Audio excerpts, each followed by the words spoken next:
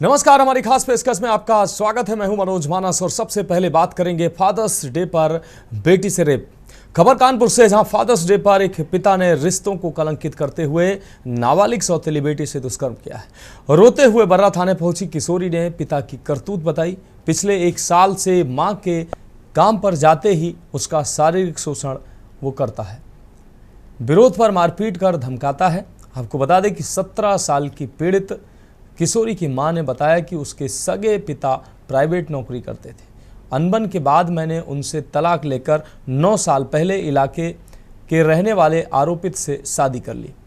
वह हलवाई का काम करता है। सौतेले पिता से एक बेटा और एक बेटी है।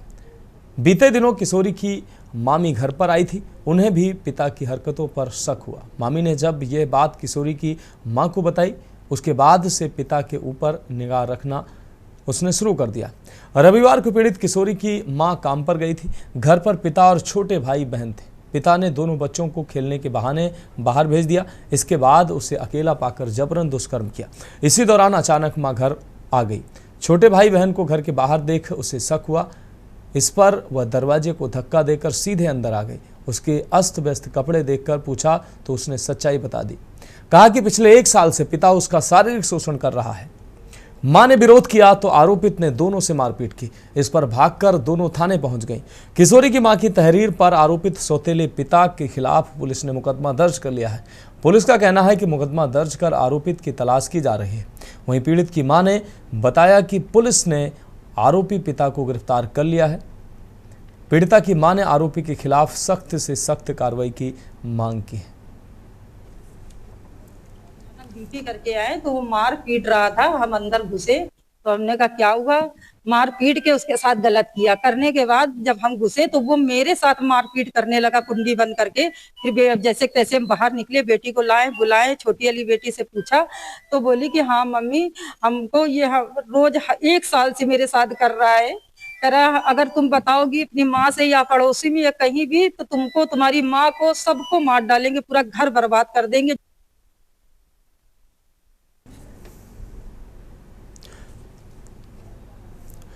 तो इस खबर पर अहम अपडेट के लिए हमारी संवाददाता सारिका गुप्ता हमारे साथ जुड़ी हुई हैं। सारिका, कानपुर से एक सनसनीखेज ये घटना सामने आई है। एक कलयुगी पिता अपनी ही बेटी के साथ हैवानियत करता रहा। पिछले 1 साल से हैवानियत कर रहा था और अब जाकर ये मामला सामने आया है। फादर्स डे के दिन भी इस पिता ने इस रिश्ते को कलंकित किया है। सारिका। हाँ, बिल्कुल बिल्कुल। मैं बता दूं, जिस तरीके से माता पिता एक अभिभावक ही नहीं, पहले गुरु होते हैं, जो बच्चों का भविष्य तय करते हैं, उनके लिए मर्यादाएं सीमित करते हैं, संस्कार देते हैं। ये सारे गुण होते हैं। कहीं ना कहीं भगवान का दूसरा रूप माता पिता को कहा जाता है। लेकिन ऐसे में जब एक पिता अपनी सौतेली बेटी के साथ एक घृत कुकर्म करता है तो कहीं ना कहीं ये रिश्तों की जो मर्यादाएं हैं, जो रिश्तों के कड़ियां हैं, वो टूटती हैं। और ये कुकर्म जो है खुद एक पिता ने अपनी बेटी के साथ किया और इसका खुलासा फादर्स डे यानी कि पिता दिवस पर हुआ है। तो ये कहीं ना कहीं एक शर्मनाक घटना है बर्रा की जो सामने आई है। और यह एक सभी पिताओं के लिए अब सवाल खड़े कर चुकी है कि आज लड़कियां या फिर बच्चे जो हैं वो अब फादर्स डे मना पाएंगे जिस तरीके से ये घटना अब उनके सामने आई है। एक बड़ी घटना है कानपुर के बर्रा में, जहां पर एक पूरा परिवार रहता है।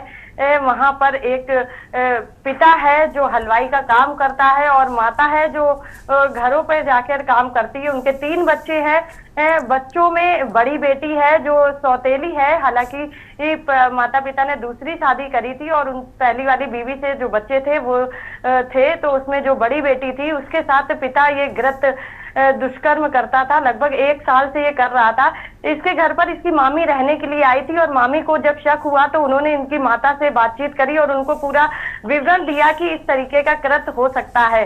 हालांकि तब से ही इसकी माँ जो है वो पूरे मामले पर निगरानी रख रही थी, पिता के ऊपर शक कर रही थी और कहीं ना कहीं अपनी निगरानी को बढ़ा रखा था। रविवार का दिन था जब माता बाहर गई हुई थी काम करने के लिए और बच्चे घर पर थे। तो पिता जब आया तो बच्चे जो थे उनको बाहर भेज दिया गया और फिर उसने अपनी सौतेली बेटी के साथ कुकर्म किया। दुष्कर्म का फिर से, क्योंकि लगातार से 1 साल से ये अपनी बेटी के साथ दुष्कर्म कर रहा था और कहीं ना कहीं तब बीवी को शंका हुई जब उसने अपने दोनों बच्चों को बाहर खेलते हुए देखा और बिना दरवाजा नॉक करे वो अंदर चली गई और उसने पूरा दृश्य देखा। उसके बाद तुरंत ही उसने पुलिस को बुलाया, थाने पहुंची और वहां पर पूरा प्रकरण बताया। हालांकि इस दौरान उसके पति ने उसको मारा पीटा भी और कहीं ना कहीं ये बात छुपा कर रखने की भी बात कही, लेकिन पुलिस ने सतर्कता बरतते हुए पूरा प्रकरण संज्ञान में लिया और तुरंत ही गंभीर धाराओं में मामले का जो मुकदमा है उसको पंजीकृत किया गया और आरोपी की तलाश शुरू कर दी गई। हालांकि 1 दिन बीत जाने के बाद आरोपी गिरफ्तार हो चुका है और अब जांच के साथ साथ जो गंभीर धाराएं लगी हैं उनके अनुसार जो है कार्रवाई की तैयारी पुलिस कर चुकी है।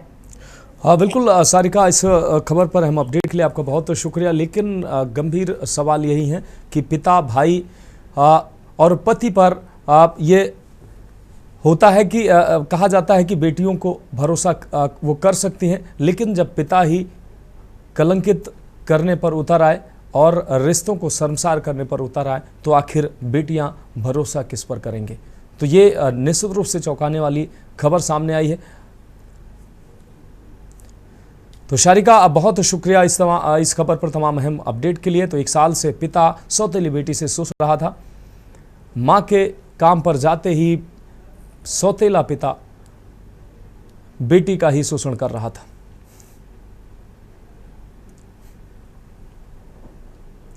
और अब हम बात करेंगे सीज बस दौड़ रही फर्राटा। आपको बता दें, कन्नौज जिले में एक प्राइवेट बस मालिक ने सरकारी यूपी रोडवेज बस की हुबहू नकल करके अधिकारियों और यात्रियों को धोखा देने की कोशिश की। इस बस को छिबरामऊ से दिल्ली तक राजधानी एक्सप्रेस के नाम से संचालित किया जा रहा था। शुक्रवार को परिवहन विभाग की टीम ने इस बस को पकड़ा और 2 बसों को सीज कर दिया। परिवहन विभाग के अधिकारी अब ऐसी बसों के खिलाफ अभियान चलाकर कार्रवाई में जुटे ही थे कि सीज की गई प्राइवेट बस फिर से सड़क पर दौड़ने लगी। जुर्माना भरते ही दोबारा सड़क पर बस उतरी और कानून को ठेंगा दिखाते हुए फर्राटा भरती नजर आई। दबंगई के दम पर बस संचालक लगातार फर्जीवाड़ा कर रहे हैं।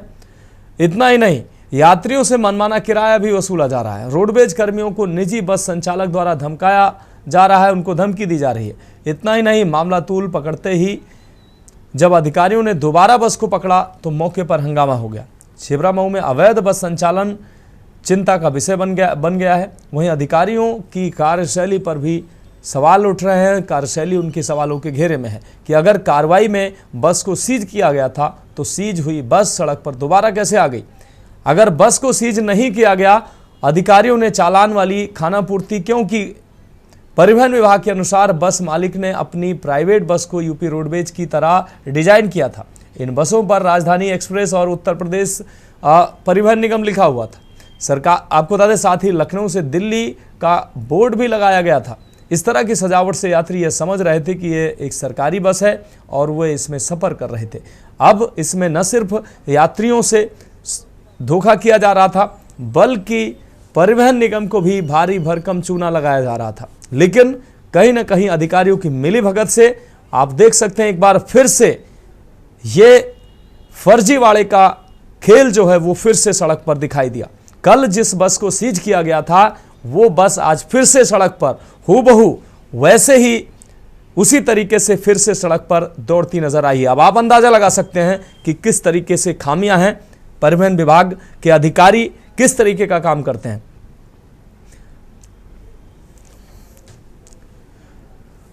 और इस खबर पर हमें अपडेट के लिए हमारे संवाददाता अमित मिश्रा लाइव हमारे साथ जुड़ गए हैं। अमित, कन्नौज में आखिर चल क्या रहा है, परिवहन विभाग के अधिकारी कर क्या रहे हैं? कल जिस बस को परिवहन निगम की बस बताकर प्राइवेट बस को चलाकर फर्जीवाड़ा किया जा रहा था, जांच में 2 बसें पकड़ी गई, उनको सीज किया गया। आज वही बसें सड़कों पर फिर फर्राटा बढ़ते दिखाई दी।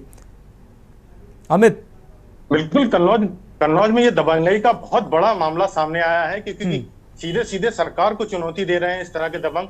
यूपी रोडवेज बस की रंग को अपने प्राइवेट बस की रंग में रंग दिया और उसके बाद खुलेआम चला रहे हैं। अधिकारियों ने इस बस को पकड़ा, इसके ऊपर सीज किया और उसके पास भारी भरकम जुर्माना लगाया। जुर्माना लगाने के बाद जब इन बस जो फर्जीवाड़ा कर रहे हैं बस वाले हैं, इन लोगों ने बस को अपनी छुड़वा लिया। उसके बाद इनके अंदर डर नहीं था, फिर दोबारा ये सड़कों पे बदस्तूर वैसे ही लेकर निकल पड़े जैसे इनको किसी चीज का डर नहीं। इनके लिए ना कोई प्रशासन है, ना ही कोई सरकार है, ना ही कोई नियम और ना ही कोई कानून है, और आराम से लेके रोड सड़कों पर निकल पड़े। जिसके बाद आज रोडवेज कर्मचारियों ने जब इनका विरोध किया है, इनको पकड़ा है, तो उसके बाद इन लोगों ने उनसे भी दबंगई की है। बताया जा रहा है, उन्होंने आरोप लगाया है कि उनको ऐसा महसूस हुआ कि रोडवेज कर्मचारियों ने शिकायत की थी, जिसके बाद ARTO कार्यालय से इनके ऊपर जुर्माना करा गया। तो कुछ धमकी भी दी गई है, जिसकी रोडवेज कर्मचारियों ने शिकायत भी की है, और ये मामला थाने पर भी पहुंच गया है। दोबारा गाड़ी को फिर से सीज कर दिया गया है। लेकिन दबंगई अपने आप में एक बड़े सवाल खड़े करती है कि ये जो फर्जीवाड़ा हो रहा है, ये आखिर किसकी सह पे हो रहा है? क्योंकि इस तरह से खुलेआम करना एक बड़ी हिम्मत की बात है। तो कहीं ना कहीं बैक डोर से इनको कहां से ये हिम्मत मिल रही है?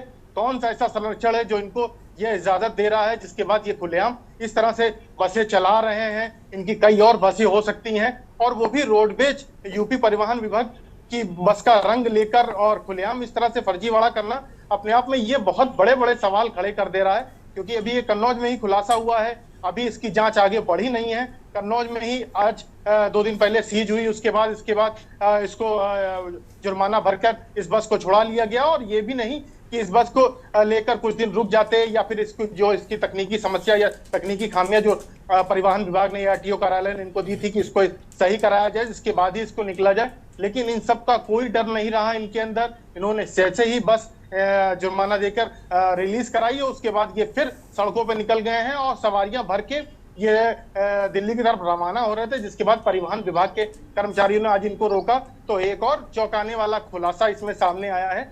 ये लोग जो टिकट काट रहे थे, वो टिकट अजीबोगरीब ढंग से काटी जा रही थी। सवारी कहीं से बैठ रही थी, टिकट कहीं की बांटी जा रही थी। कहीं 400 रुपए किराया वसूल किया जा रहा था, कहीं 700 रुपए किराया वसूल किया जा रहा था। सवारी अगर लेकिन अमित, ये गंभीर मामला है। अमित ये गंभीर मामला है। ये परिवहन विभाग क्या घुटनों पर आ चुका है, या इन दबंगों के ऊपर किसी बड़ी पॉलिटिकल व्यक्ति का हाथ है? क्योंकि लोगों की जिंदगी से जुड़ा हुआ मामला है। अगर ऐसी प्राइवेट बसों में कोई दुर्घटना हो जाती है, परिवहन विभाग में बाकायदा उनको अगर कोई दुर्घटना हो जाती है तो बीमा कवर का लाभ मिलता है, तमाम लाभ मिलते हैं। लेकिन इन प्राइवेट बसों में लोगों को कोई लाभ नहीं मिलेगा। लोग भ्रमित होकर इन बसों में यात्रा कर रहे हैं, लेकिन उनके साथ छल किया जा रहा है, और परिवहन विभाग घुटनों पर आ गया है। अमित, बिल्कुल सही बात है। क्योंकि रोडवेज बस ऐसी होती है जिसमें आम यात्री बिल्कुल निडर होकर यात्रा करता है, क्योंकि उसको सुविधा मिलेगी, उसको अच्छा सफर मिलेगा। ऐसे में परिवहन विभाग की आड़ में ये लोग जो इस तरह का काम कर रहे हैं, ये यात्रियों को भी ठगा जा रहा है। और ये चुनौती है, खुलेआम चुनौती है ये फर्जीवाड़ा करने वाले लोगों की, कि यहाँ पर प्रशासन आखिर कर क्या रहा है, यहाँ का स्थानीय प्रशासन आखिर कर क्या रहा है। अगर सीज हुई थी, उसके बाद ठोस कार्रवाई इनके ऊपर की जाती तो शायद इतने हिम्मत ना होती। और अगर इतनी हिम्मत आ रही है, तो ये हिम्मत आ कहां से रही है? आखिर ये गोरख धंधा बड़े स्तर से कहां से ऑपरेट हो रहा है, कहां से चल रहा है? क्योंकि इतनी हिम्मत कैसे हो गई? सीज की कार्रवाई हुई, जुर्माना लगाया, जुर्माना लगाने के बाद जुर्माना भर दिया, और फिर उसको बदस्तूर वैसे ही चालू कर ली। आम रोडों पर घूम रही है, कोई भी आम व्यक्ति इसको देख के ही भ्रमित हो जाएगा कि ये तो परिवहन विभाग की बस है, और उसमें सफर करने लगेगा। और जो परिवहन विभाग की सुविधा मिलती है, उनसे तो खैर ये कोसों दूर रहती है, क्योंकि अंदर का सीटिंग सिस्टम। लेकिन अमित न सिर्फ जुर्माना, सिर्फ ऐसे अवैध बस चालकों पर सिर्फ जुर्माना की कार्रवाई पर्याप्त नहीं थी। इनको इस बस चालक पर पहले से इस बस को तब रिलीज किया जाना चाहिए था जब इस बस का कलर चेंज हो जाना चाहिए था। जो भी ऐसी चीजें पाई जा रही थी, हुबहू जो रोडवेज की बस के कलर में ये बस बनाई गई थी, बाकायदा जब तक वो सारी चीजें हटा नहीं ली जाती, तब तक इस बस को रिलीज नहीं किया जाना चाहिए था। लेकिन परिवहन विभाग कहीं ना कहीं घुटने टेक चुका है। अमित, इस जानकारी के लिए आपका बहुत शुक्रिया, हमारे साथ जुड़ने के लिए। तो कहीं ना कहीं परिवहन विभाग लापरवाही कर रहा है, अधिकारियों को कोई डर है या क्या है ये नहीं समझ में आ रहा है। लेकिन जिस तरीके से ये डग्गा मार निडर होकर इस तरीके की कार्रवाई कर रहे हैं, प्राइवेट बसें रोडवेज बसों के नाम पर दौड़ा रहे हैं, ये बहुत लोगों के साथ भी, लोगों के जान के साथ भी खिलवाड़ है, लोगों के विश्वास के साथ भी खिलवाड़ है, और कहीं ना कहीं परिवहन विभाग को चूना भी ये डग्गा मार लोग लगा रहे हैं।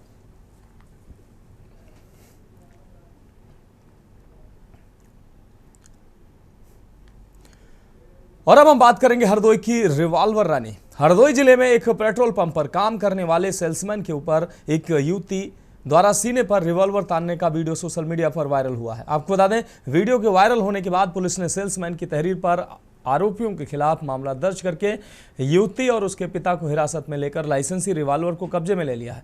हालांकि कुछ घंटे के बाद आरोपियों को छोड़ दिया गया। विवाद तब हुआ जब कार में सीएनजी डालने के दौरान सेल्समैन ने कार में बैठे लोगों से उतरने को कह दिया, जिस पर युवती ने कहा सुनी के बाद सेल्समैन के सीने पर रिवॉल्वर तान दी, साथ ही धमकी भी दी।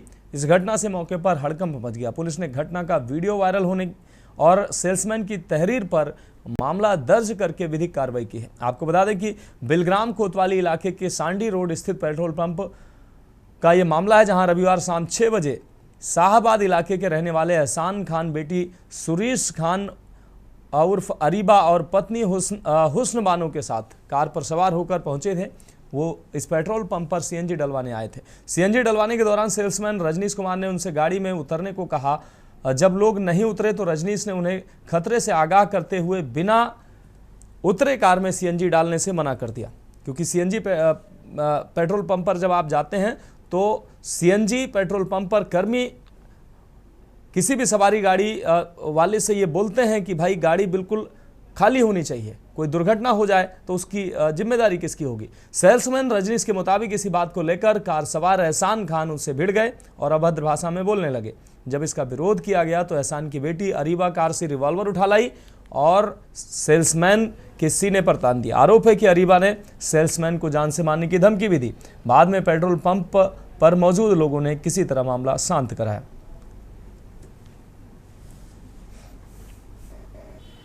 सोशल मीडिया पर सीएनजी कर्मी को रिवॉल्वर दिखा के धमकाने संबंधी प्रसारित वीडियो के संबंध में अवगत कराना है कि संबंधित प्रकरण 15 जून 2025 का थाना बिलग्राम अंतर्गत पसनेर पेट्रोल पंप का है।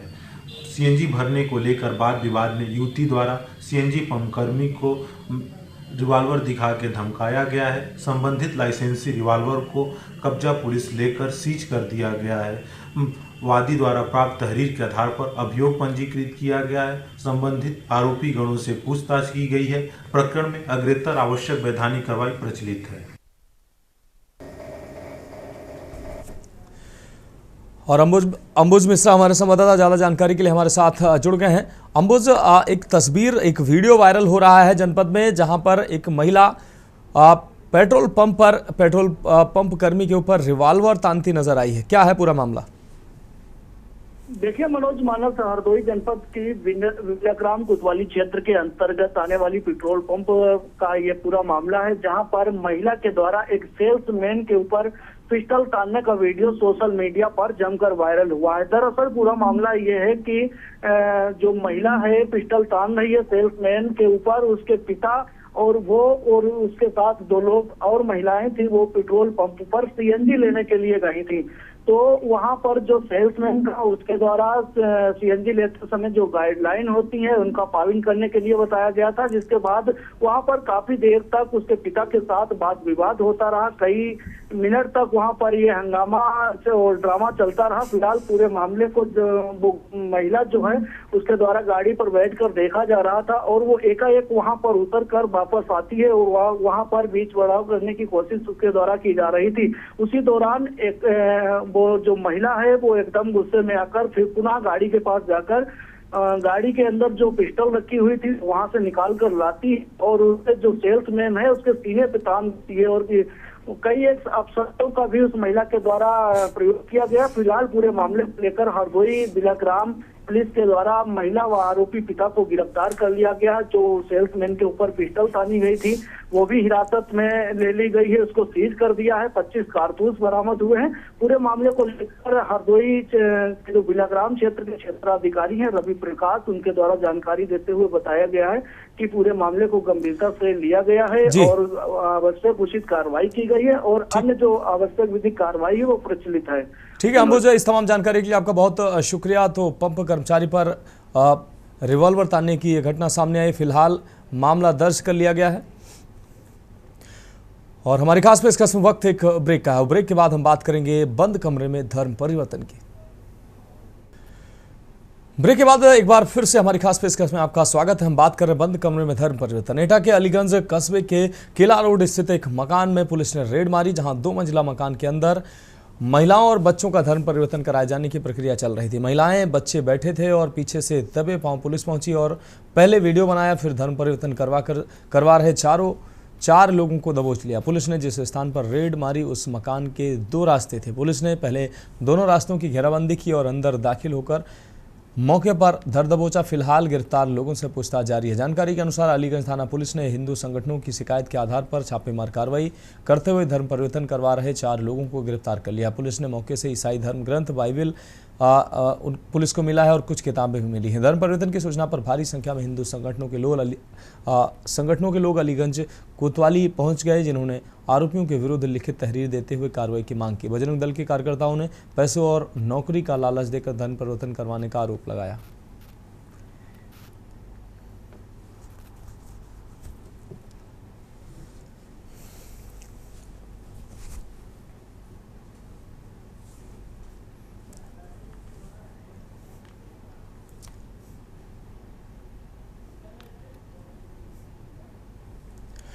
और अब हम बात कर रहे हैं गर्मी की मार, हैंडपंप बेकार। खबर बाराबंकी से, जहां के ब्लॉक सिरौली गौसपुर क्षेत्र के ग्राम पंचायत अमरा देवी के सफीपुर में कई महीनों से आधा दर्जन से अधिक खराब पड़े सरकारी हैंडपंप खराब पड़े हैं। भीषण गर्मी के चलते बूंद बूंद पानी को ग्रामीण तरस रहे हैं। प्रदेश सरकार भले ही स्वच्छ जल जीवन मिशन के तहत आम जनता को पानी के पीने की सुविधा देने का दावा कर रही हो, पर जिम्मेदार अधिकारियों और जनप्रतिनिधियों की उदासीनता के चलते उत्तर प्रदेश के बाराबंकी जिले के ब्लॉक सिरौली गौसपुर क्षेत्र के सफीपुर में स्थानीय सरकारी हैंडपंपों की दशा दयनीय है, जिसके चलते ग्रामीण व राहगीरों को पीने का पानी नसीब नहीं हो पा रहा है। ग्रामीण अमर सिंह के दरवाजे पर लगा सरकारी नल कई महीनों से खराब पड़ा है। अमर सिंह ने बताया कि पानी के लिए इधर उधर भटकना पड़ रहा है और जानवरों को तालाब का पानी पिलाना पड़ रहा है। वहीं दूसरी तरफ राम रानी ने बताया कि इंडिया मार्ग का पंप धार्मिक स्थल पर लगा है, जो 3 महीने पहले रिबोर किया गया था, मगर अभी तक एक बूंद पानी नहीं निकला है। वहीं दूसरी तरफ ग्रामीण कौशल किशोर ने बताया कि कई बार ग्राम प्रधान से बताने के बावजूद नल को सुधारा नहीं गया है।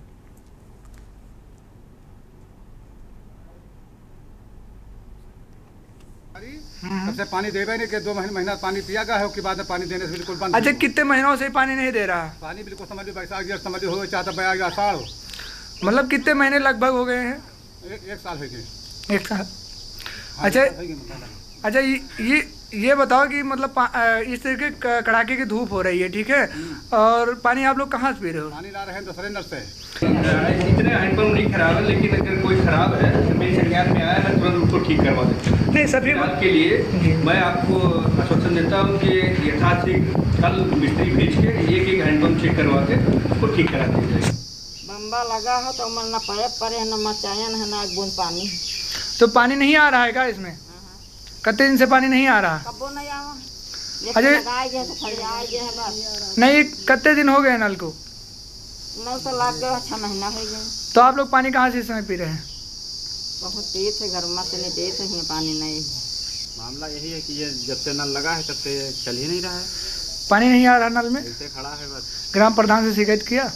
कई बार कहें, फोन करके कहें, ग्राम प्रधान ने क्या आश्वासन दिया? देंगे तब से ऊपर का सब लगवा दिए हैं, बाकी पाइप चल नहीं रहा है। मामला यहाँ पे ये है कि देखिए, ये है एक धार्मिक स्थान है, ठीक है, ये दिखा दीजिए इधर पूरा, ये धार्मिक स्थान है। हमारे गांव में सिर्फ एक ही धार्मिक स्थान है, ठीक है, और ये इधर रास्ता है जहाँ पे लोग लगातार आते जाते रहते हैं। ये चलती हुई रोड है यहाँ पे, और ये यहाँ पे पानी की समस्या हमेशा रही है, हमेशा। कभी ये नल को लगे हुए 1 साल हो गए हैं, ठीक है, और इसका देख लीजिए बोरिंग अलग है, इसका हत्था दूसरे नल का है, और इसका देख लीजिए जितना एक बोल्ट जो लगा हुआ है ना, वो कम से कम 10 नल को विनाश करके 1 नल का विकास हुआ है।